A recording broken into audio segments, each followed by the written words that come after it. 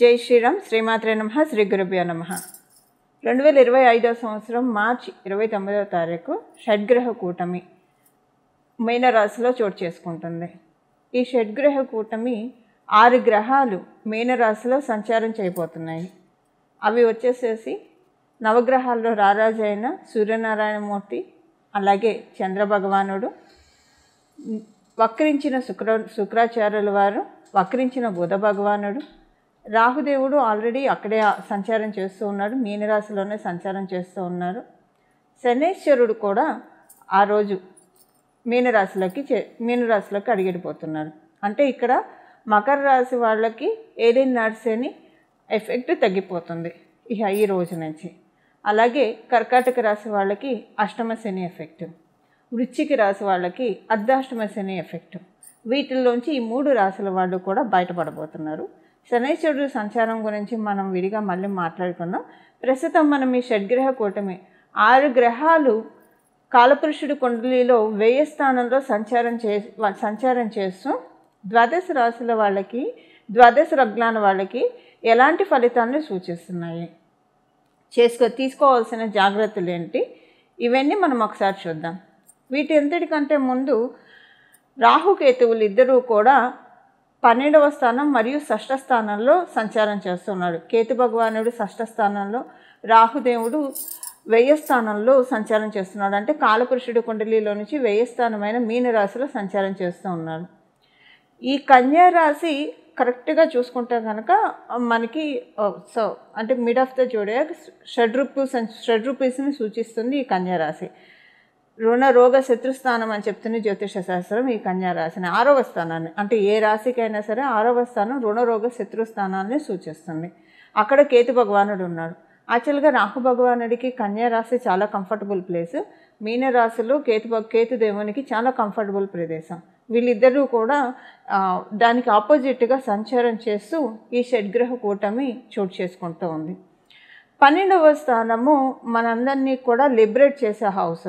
ప్రతి విషయంలో నుంచి, మనకున్న ఈతి బాధల నుంచి, అంతెందుకు మన సోల్ కూడా లిబరేట్ అవుతుందా లేదా, ఈ బాడీలోంచి ఈ సోల్ ఎప్పుడైతే డిపార్చర్ అవుతుందో ఈ సోల్ ముక్తి పదంలోకి వెళ్తుందా, ఉత్తమ గతిలోకి వెళ్తుందా, అధోగతికి వెళ్తుందా, ఊర్ధ్వలోకాలకు వెళ్తుందా, ఇలాంటివన్నీ కూడా మనం 12వ స్థానం వ్యయభావం నుంచి చూస్తాం. అంటే వ్యయభావం అంటే మొత్తం ఖర్చు అయిపోవడం, డబ్బులు ఖర్చు అయిపోవడం, మన కర్మలు కూడా ఖర్చు అయిపోవడం. అది పుణ్యకర్మలు కావచ్చు, పాపకర్మలు కావచ్చు. ఈ 2 ఖర్చు అయిపోయినప్పుడే మన సోలు ఉత్తమ గతులు చేరుకోవడానికి అర్హత సాధిస్తుంది. అయితే ఇప్పుడు మనకు అది ఇర్రెస్పెక్టివ్ ఈ 12వ స్థానంలో చోటు చేసుకోబోయే ఈ షడ్గ్రహ కూటమి ద్వాదశ రాశుల వాళ్ళకి ఎలాంటి ఫలితాన్ని తెచ్చిపెట్టబోతుందో. ఈ షడ్గ్రహ కూటమిలో ఒక విశేషాంశం ఉంది. ఈ షడ్గ్రహ కూటమి ఒక 2 విశేషాంశాలను సూచిస్తుంది. కన్యా రాశిలో కేతు భగవానుడు సంచారం చేస్తున్నాడు. కన్యా రాశ్యాధిపతి అయిన బుధ భగవానుడు మీనరాశిలో సంచారం చేస్తూ ఉన్నాడు. ఆయన ఆయన వక్రగతిలో ఉన్నాడు. ఇది నీచ స్థానం. మీనరాశి బుధ భగవానుడికి నీచ స్థానం. నీచ స్థానంలో ఉండి వక్రించాడంటే ఇది ఒక ఉచ్చ స్థానాన్ని సూచిస్తుంది. అంటే ఇది ఒక ఎగ్జాల్టేషన్ పాయింట్గా మనకి కన్సిడరేషన్లోకి వస్తుంది. అలాగే ఇక్కడ పరివర్తన యోగం కూడా మీనరాశి అధిపతి అయిన గురు భగవానుడు వృషభ రాశిలో సంచారము, అలాగే వృషభ రాశ్యాధిపతి అయిన శుక్రాచార్యుల వారు మీనరాశిలో సంచారము. ఈయన కూడా వక్రగతిలోనే ఉన్నాడు. ఈయనకి అది ఎగ్జాల్టేషన్ పాయింట్, మీనరాశి ఎగ్జాల్టేషన్ పాయింట్. అక్కడ ఆయన వక్రంలో ఉన్నాడు. సో ఇప్పుడు ఈ గోచార గ్రహస్థితుల రీత్యా ద్వాదశ రాశుల వాళ్ళకి, ద్వాదశ లగ్నాల వాళ్ళకి ఎలాంటి ఫలితాలు రాబోతున్నాయో మనం ప్రతి ఒక్క రాశికి విడివిడిగా ఒకసారి మనం ఇప్పుడు స్టడీ చేద్దాం. మిథున రాశి. మిథున రాశిలో పుట్టిన వాళ్ళకి ఈ షడ్గ్రహ కూటమి, మీ రాశ్యాధిపతి అయిన బుధ భగవానుడు ఈ షడ్గ్రహ కూటమిలో, షష్ఠగ్రహ కూటమిలో ఆయన కూడా పాలు పంచుకుంటూ ఉన్నాడు. ఆయన కూడా భాగస్వామ్యం తీసుకుంటూ ఉన్నాడు. అయితే మిథున రాశ్యాధిపతి అయిన బుద్ధదేవుడు వక్రించి మీనరాశిలో సంచారం చేస్తూ ఉన్నారు. వక్రించి ఆయన మీనరాశిలో సంచారం చేయడము మీకు విదేశీ ప్రయత్నాలు, మీరు ఉదాహరణకు విదేశాల్లో ఉండి అక్కడి నుంచి ఇంకో చోటికి వెళ్ళాలన్నా, లేదా ఉన్న చోట సెటిల్ అవ్వాలని మీరు ప్రయత్నిస్తూ ఉంటే దానికి ఇప్పుడు ఆయన స్కోప్ ఇస్తూ ఉన్నారు. ఉదాహరణకి మీరు విదేశాల్లో లేరు, స్వదేశంలో ఉన్నారు, విదేశాలకు వెళ్ళాలని మీరు ప్రయత్నిస్తూ ఉంటే విదేశాలు వెళ్ళడానికి మీకు అవకాశాలు చక్కగా వస్తాయి, ఆపర్చునిటీస్ చాలా చక్కగా వస్తాయి. ఇంట్లో కొన్ని అనుకూలమైన పరిస్థితులను మీరు చూస్తారు. ఒక ప్రాపర్టీ యోగాన్ని కూడా సూచిస్తుంది ఈ షడ్గ్రహ కూటమి. మీ జన్మజాతకం కనుక బలంగా ఉంటే ఈ సమయంలో డెఫినెట్గా ఒక వెహికల్ కావచ్చు, ఒక స్థలం కావచ్చు, ఒక ప్రాపర్టీ కావచ్చు తీసుకుంటారు.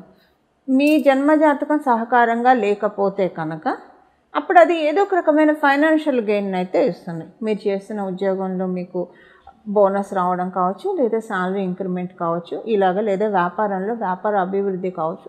వీటిల్లో ఏదైనా డెఫినెట్గా మీరు షడ్గ్రహ కూటమి వల్ల చూస్తారు. ఇది మీరు ఫిబ్రవరి, మార్చ్, ఏప్రిల్ ఈ 3 నెలల్లో ఇప్పుడు మనం చెప్పే ఈ results any point of time మీరు ఇవి చూడటానికి చక్కటి అవకాశం ఉంటుంది. పిల్లల ఆరోగ్యం పట్ల కొంచెం జాగ్రత్త వహించాలి. పిల్లల ఆరోగ్యం పట్ల కొంత జాగ్రత్త వహించాలి. మీరు సంతానం కోసం ఎదురు చూస్తూ ఉంటే కనుక ఫిబ్రవరి, మార్చ్, ఏప్రిల్ ఈ 3 నెలలు కొంత అనుకూలంగా లేదన్న విషయాన్ని మీరు గుర్తుంచుకోవాలి. సంతానవతులు అయితే కనుక మీకు సంతానం ఉంటే కనుక సంతానం యొక్క ఆరోగ్యం పట్ల కొంత జాగ్రత్త వహించాలి. మేజర్గా ఇబ్బందులు అయితే లేవు, కానీ కొన్ని చిన్న ఇబ్బందులకి సంతానానికి సూచిస్తూ ఉంది. బట్ అది ఒకవేళ వచ్చిన ఒక 2-3 డేస్ తర్వాత అది సెటిల్ డౌన్ అయిపోతుంది. ఒకవేళ పిల్లలకి ఏమన్నా హెల్త్ ప్రాబ్లమ్స్ వచ్చిన తర్వాత అది సెటిల్ డౌన్ అవుతుంది. ఈ 3 నెలలు మీరు ఎలాంటి నిర్ణయాలు తీసుకోకూడదు. ఈ షడ్గ్రహ కూటమి కొత్త నిర్ణయాలకి మీకు అవకాశం ఇవ్వట్లేదు. యథా రాజా తదా ప్రజ లాగా మీరు మీ జీవితాన్ని సాగిస్తూ ఉంటే, అంటే రొటీన్ లైఫ్ మీరు సాగిస్తూ ఉంటే కనుక బాగుంటుంది. కొత్త నిర్ణయాలు అయితే మీరు డెఫినెట్గా ఇప్పుడు మనం చెప్పే పరిహారం చేసుకొని అప్పుడు మీరు చక్కగా బేసిక్గా నిర్ణయాలు తీసుకోవచ్చు. కొంత వీలైతే మీరు పోస్ట్పోన్ చేసుకోగలిగే నిర్ణయాలు ఏవైనా ఉంటాయి. అంటే కొత్త నిర్ణయాలు అంటే నా ఉద్దేశం, ఇప్పుడు మీకు ఏదో జాబ్ ఆపర్చునిటీ వచ్చింది, అది తీసుకోవచ్చు. అది నిర్ణయం కాదు, అది మీ వృత్తి. ఆల్రెడీ మీరు ఉద్యోగం చేస్తూ ఉన్నారు, అక్కడ బాగానే ఉంది, వేరే చోటికి వెళ్దామా, అప్లై చేద్దామా, అలా ఈ 3 నెలలు తీసుకోకండి. మార్చి, ఏప్రిల్ వరకు అయితే తీసుకోకండి. అలాగే మీరు వ్యాపారం చేస్తూ ఉన్నారు, ఈ వ్యాపారంలో కొత్త ఇన్వెస్ట్మెంట్స్ పెడదామా, లేదా ఎవరైనా పార్ట్నర్స్ని ఇంక్లూడ్ చేసుకుందామా, అలాంటి నిర్ణయాలు ఎప్పుడు తీసుకోకండి. అవివాహితులు వివాహం చేసుకోవాలని ఇప్పుడే నిర్ణయం తీసుకోకండి. ఈ షడ్గ్రహ కూటమి వీటికి అనుకూలంగా లేదు కాబట్టి కొత్త నిర్ణయాలు అనేవి ఇలాంటి విషయాల్లో మాత్రమే వర్తిస్తాయి. మిగతా విషయాల్లో ఇలాంటివి అప్లికేబిలిటీ ఉండదు. అలాగే మీరు మీ సంతానానికి సంబంధించిన విషయాల్లో, అంటే సంతానానికి సంబంధించి ఏవైనా చర్చలు చేయాలంటే వాళ్ళ ఫ్యూచర్కి సంబంధించిన విషయాలు అవి ప్రస్తుతము ఒక తాత్కాలికంగా ఆపేసి తర్వాత అలాంటి వాళ్ళతోటి డిస్కస్ చేయడానికి అనుకూలంగా ఉంది. ప్రస్తుతం ఈ 2 months అయితే మీరు ఇగ్నోర్ చేయాలి. ఎలాంటి డిస్కషన్స్ మీ సంతానంతో మీరు చేయకూడదు. అది మీరు చేస్తే డెఫినెట్గా మీరు మీ సంతానంతో, వాళ్ళు పెద్దవాళ్ళు అయినా, టీనేజ్లో ఉన్న ఇంకా పెద్దవాళ్ళు అయినా, స్కూల్ గోయింగ్ కిడ్స్ అయితే ఎక్కువ చర్చలు చేయమనుకోండి. అలాంటి ఇప్పుడు సపోజ్ +2లో ఉన్న వాళ్ళు 10th కంప్లీట్ అయిన వాళ్ళ తర్వాత నుంచి నేను మాట్లాడుతున్నాను. ఏదైనా మీరు డిస్కషన్స్ వాళ్ళతోటి చేయాలన్నా, వాళ్ళ ఫ్యూచర్కి సంబంధించింది లేదా మీ ఇంటి విషయాలకి సంబంధించింది, అది మీకు రివర్ట్ అవుతుంది. వాళ్ళు మిమ్మల్ని ఈ సమయంలో ఇక్కడున్న గోచర గ్రహస్థితుల ప్రకారము అది మీకు వీళ్ళతోటి మాట్లాడడం తప్పు చేశానేమో, అనవసరంగా వీళ్ళతోటి మాట్లాడానేమో ఇవన్నీ అనని తర్వాత మీరు అనుకునే విధంగా మే నుంచి మీకు సిచ్యువేషన్స్ ట్రిగర్ అవుతాయి. అది అంటే వాళ్ళకి తెలియనితనంతో మీరు మాట్లాడేవి చిలువలు పలవలు అయిపోతాయి, ఎక్కడెక్కడికో ఏవేవో అవుతాయి. సో డెఫినెట్గా మీరు మీ సంతానం పట్ల చాలా జాగ్రత్తగా వ్యవహరించాలి. వాళ్ళతోటి ఎక్కువగా మీరు ఎలాంటి విషయాలు డిస్కస్ చేయకపోవడమే ఫ్యామిలీ మ్యాటర్స్కి సంబంధించినవి బహు ఉత్తమము. ఈ సమయంలో మీరు చేసే డిస్కషన్స్ అన్నీ కూడా చాలా రిపెంట్గా తయారవుతాయి ఫ్యూచర్లో. సో ఈ విషయంలో చాలా జాగ్రత్తగా ఉండాలి. అది వాళ్ళ ఫ్యూచర్కి సంబంధించిన గైడెన్స్ అయినా సరే ఈ సమయంలో మీరు చేస్తే కనుక మిమ్మల్ని వాళ్ళు విలన్లుగానే చూస్తారు. ఈ సమయంలో ఉన్న గ్రహస్థితి మీ పిల్లల వరకు అలా ఉంది. అంటే మీ మిథున రాశిలో పుట్టిన వాళ్ళకి ఇది ఎప్పటికీ అప్లికేబిలిటీ ఉండదు. కేవలంగా మార్చ్, ఏప్రిల్ వరకే ఇది అప్లికేబిలిటీ ఉంటుంది. ఆ తర్వాత మీరు ఫ్రీగా మీ పిల్లలతోటి మీరు ఏదైనా డిస్కస్ చేసుకోవచ్చు. ఈ 2 months మటుకు కొంచెం జాగ్రత్తగా వాళ్ళ బాగోగులు చూసుకుంటూ, వాళ్ళు ఏమన్నా వాళ్ళకి మీరు హెల్ప్ చేయాలంటే హెల్ప్ చేస్తూ అంతవరకే ఉంటే కనుక చాలా చక్కగా ఉంటుంది. ఇది మిథున రాశి వాళ్ళకి ఈ షడ్గ్రహ కూటమి ఇచ్చే ఫలితాలు. చూశారు కదండి, ఈ షష్టగ్రహ కూటమి మీ రాశి వాళ్ళకి ఎలాంటి ఫలితాన్ని అందజేస్తుందో. ఇప్పుడు మనం దీనికి చేసుకోవాల్సిన పరిహారం, ఏ పరిహారం చేసుకుంటే ఈ షడ్గ్రహ కూటమి యొక్క బ్యాడ్ ఇంపాక్ట్స్ మనకి రాకుండా, అలాగే ఈ షడ్గ్రహ ఎప్పుడైనా సరే ఒక 2 గ్రహాలు కలిస్తే యోగం, 3 గ్రహాలు కలిస్తే యోగం, 4 గ్రహాలు కలిస్తే యోగం. ఎప్పుడైనా యోగాలు ఎలా ఏర్పడతాయి? ఒక గ్రహానికి ఇంకొక గ్రహానికి ఏదో ఒక రకమైన కనెక్షన్ ఉంటేనే యోగం వస్తుంది. కొన్ని గ్రహాలకు అసలు ఏ గ్రహంతో కనెక్షన్ లేకపోయినా కూడా యోగం వస్తుంది. అది ఎలాంటి వాళ్ళకు వస్తుందంటే మనకి వృషభ రాశి వాళ్ళకి, తులారాశి వాళ్ళకి, అలాగే కర్కాటక రాశి వాళ్ళకి, సింహరాశి వాళ్ళకి, మకర కుంభరాశుల వాళ్ళకి. ఇప్పుడు వృషభ రాశి వాళ్ళకి, తులారాశి వాళ్ళకి శనిశ్వరుడు ఒక్కడు చాలు, ఏ గ్రహంతో సంబంధం లేకుండా పరిపూర్తిగా రాజయోగాన్ని ఇచ్చేస్తాడు. అలాగే కర్కాటక రాశి, సింహరాశి వాళ్ళకి మంగళ ఒక్కడు చాలు, అతనికి ఏ గ్రహంతో, మంగళకి ఏ ప్లానెట్తో సంబంధం లేకపోయినా పరిపూర్తి రాజయోగాన్ని ఇస్తాడు. మకర కుంభరాశుల వారికి శుక్రాచార్యులు ఒక్కడు చాలు, ఏ గ్రహంతో సంబంధం లేకపోయినా పరిపూర్తి రాజయోగాన్ని ఇస్తారు. అదే వాళ్ళు కూడా ఇంకొక గ్రహంతో కలిస్తే ఈ యోగం అనేది మరింత పటిష్టమవుతుంది, మరింత బలోపేతం అవుతుంది. ఇప్పుడు ఈ యోగాన్ని మనం పటిష్టం చేసుకోవడానికి ఏ రకమైన పరిహారం చేసుకోవాలో ఇప్పుడు మనం చూద్దాం. షడ్గ్రహ కూటమి స్టార్ట్ అయిన 29వ తారీఖు మనకి షడ్గ్రహ కూటమి ఉంటుంది. ఈ రోజు మొదలుకొని ఒక 11 రోజులు లేదా 21 రోజులు ప్రతిరోజు కూడా మీకు వీలైతే హనుమంతుడు ఆలయానికి వెళ్ళి అక్కడ ఒక 41 సార్లు ప్రదక్షిణం చేసి 41 సార్లు హనుమాన్ చాలీసా చదువుకుంటే చాలా మంచి సత్ఫలితాన్ని షడ్గ్రహ కూటమి తెచ్చిపెడుతుంది. ఉదాహరణకి మీ ఇంటి దగ్గర ఆంజనేయ స్వామి వారి గుడి అందుబాటులో లేదు, ఉదాహరణకు ఒకవేళ అందుబాటులో ఉన్న మీ టైం బిజీ వల్ల మీరు 21 రోజులు కంటిన్యూగా వెళ్ళలేకపోతూ ఉన్నారంటే 21 రోజులు మీ ఇంట్లో అయినా సరే ప్రతిరోజు స్నానం చేసిన వెంటనే హనుమాన్ చాలీసాని ఒక 11 సార్లు మీరు చదువుకోవాలి. ఖచ్చితంగా 21 రోజులు ప్రతిరోజు క్రమం తప్పకుండా 11 సార్లు రిపీటెడ్గా హనుమాన్ చాలీసాని చదువుకోవాలి.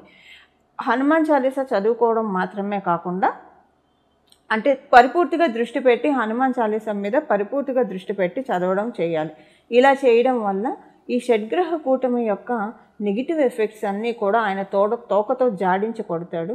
అలాగే దీనివల్ల వచ్చే యోగాలన్నింటినీ కూడా ఫిల్టర్ చేసి మనకు అందిస్తాడు, అంటే మనల్ని ఆశీర్వదిస్తాడు. ఆయన ఆశీర్వాదం, భగవంతుడి ఆశీర్వాదం ఎప్పుడైతే మనకు వస్తుందో అదొక వరం. భగవంతుడి ఆశీర్వాదం అంటే మనకి జీవితంలో లోటు ఏముంటుందో చెప్పండి. అలా మనకి ఆంజనేయ స్వామి వారి చరణాలను ఆశ్రయిస్తే అలాంటి సత్ఫలితాలను ఉంటుంది. అలాగే మార్చి 29వ తారీఖు నుంచి ప్రతిరోజు కూడా శ్రీరామ భక్తాయ హనుమతే నమః, శ్రీరామ భక్తాయ హనుమతే నమః, శ్రీరామ భక్తాయ హనుమతే నమః, శ్రీరామ భక్తాయ హనుమతే నమః అని ఈ నామాన్ని సర్వకాల సర్వావస్థలో, అంటే మీరు ఏ పని చేస్తున్నా సరే ఈ నామాన్ని జపించుకోవచ్చు. మీరు ఉదయాన్నే కొంచెం స్నానం ఆలస్యంగా చేస్తున్నా ఈ నామాన్ని జపించవచ్చు, రాత్రి పడుకునేప్పుడు ఈ నామాన్ని జపించవచ్చు, మీరు ఏ పని చేస్తున్నా ఈ నామాన్ని జపించవచ్చు. మీరు బాత్రూమ్కి వెళ్ళినప్పుడు తప్పించి ఇంకా మిగతా సమయాలు మొత్తం కూడా ఈ నామాన్ని చక్కగా జపించవచ్చు. ఈ విధంగా హనుమంతుడి చరణాన్ని ఆశ్రయిస్తే ఈ షడ్గ్రహ కూటమి మనందరికీ కూడా చాలా చక్కటి శుభ ఫలితాన్ని మనకు అందజేస్తుంది. అలాగే మీరు అమ్మవారు ఉపాసకులైతే ప్రతిరోజు కూడా 3 సార్లు లలితా సహస్రనామం చదవడానికి ప్రయత్నించండి. 3 సార్లు లలితా సహస్రనామం చదవడం కావచ్చు, వినడానికి కావచ్చు ప్రయత్నించండి. ఇలా 3 సార్లు లలితా సహస్రనామం చదవడం వల్ల లేదా వినడం వల్ల కూడా చాలా చక్కటి సత్ఫలితాన్ని, ఎందుకంటే అమ్మవారు మనకి ఈ సమయంలో, అంటే మన జన్మ కుండలిలో కనుక ఏదైనా మీ జన్మ జాతకంలో మీనరాశి సంబంధించిన ఎఫెక్ట్స్ ఏమన్నా ఉంటే, అలాగే ఇప్పుడు మనం తెలుసుకున్న ఈ షడ్గ్రహ కూటమి, ఈ షష్టగ్రహ కూటమి, ఈ 6 గ్రహాలు ఏమన్నా మీ జన్మ జాతకంలో సరిగ్గా లేకపోతే, బలోపేతంగా లేకపోతే లలిత సహస్రనామం ఈ సమయంలో 3 సార్లు చదవడం వల్ల ఆ షడ్గ్రహ కుటుంబంలో ఉన్న గ్రహాలన్నీ కూడా మన జన్మజాతకంలో బలోపేతం చేసుకోవడానికి చాలా చక్కగా అమ్మవారు దీవిస్తారు. ఇందులో ఏమాత్రం సందేహం లేదు. ఇలా మనందరం కూడా ఈ షడ్గ్రహ కూటమిని చక్కగా అనుకూలంగా మార్చుకోవాలని చెప్పి మన జన్మజాతకంలో ఉన్న ఇబ్బందుల నుంచి మనం బయటపడి గట్టెక్కి, అలాగే మన జన్మజాతకంలో ఉన్న బ్లెస్సింగ్స్ని మనకి వెలికి తీసే షడ్గ్రహ కూటమికి మనందరం కూడా ఆహ్వానం పలుకుదాము. మంగళం. నమో భగవతే వాసుదేవాయ.